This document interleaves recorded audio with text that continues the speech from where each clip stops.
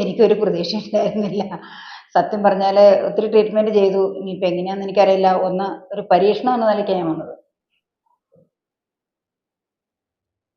നേരത്തെ എനിക്കിങ്ങനെ എഴുന്നേക്കാൻ പറ്റത്തില്ലായിരുന്നു. കാല് ഇങ്ങനെ കുത്തി എഴുന്നേക്കാനൊന്നും പറ്റത്തില്ലായിരുന്നു. ഭയങ്കര ബുദ്ധിമുട്ടായിരുന്നു. ഇപ്പൊ എനിക്ക് ഒത്തിരി ആശ്വാസം തോന്നുന്നുണ്ട്.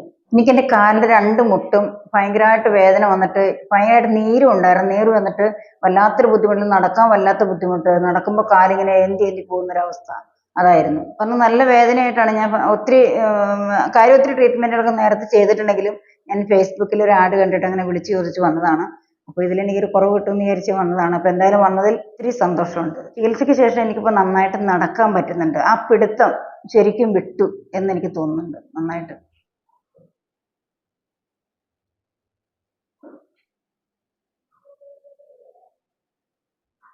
നേരത്തെ എനിക്കിങ്ങനെ എഴുന്നേക്കാൻ പറ്റത്തില്ലായിരുന്നു. കാല് ഇങ്ങനെ കുത്തി എഴുന്നേക്കാനൊന്നും പറ്റത്തില്ലായിരുന്നു. ഭയങ്കര ബുദ്ധിമുട്ടായിരുന്നു. മറ്റേ ഇങ്ങനെ കൈ ഇങ്ങനെ ഊന്ന് കൊടുത്ത് എഴുന്നേക്കാൻ വല്ലാത്ത ബുദ്ധിമുട്ടിലായിരുന്നു. അപ്പോൾ എനിക്ക് ഒത്തിരി ആശ്വാസം തോന്നുന്നുണ്ട്. എനിക്ക് എല്ലാവരോടും പറയാനുള്ളത് നമ്മൾ ഒത്തിരിയേറെ ഭാരപ്പെട്ട് ഇങ്ങനെ മുട്ടുവേദനയായിട്ട് നടക്കുന്നുണ്ട്. എന്തായാലും നമ്മുടെ ഈ സെന്ററിൽ വന്ന് നമ്മൾ ഈ ട്രീറ്റ്മെന്റ് ചെയ്ത് ഈ പ്രൊസീജിയർ ചെയ്താൽ വളരെ ഉപകാരമായിരിക്കുമെന്നാണ് എനിക്ക് പറയാനുള്ളത്. ഈ മുട്ടുവേദനയുള്ളവർ വന്ന് അത് ചെയ്യണം.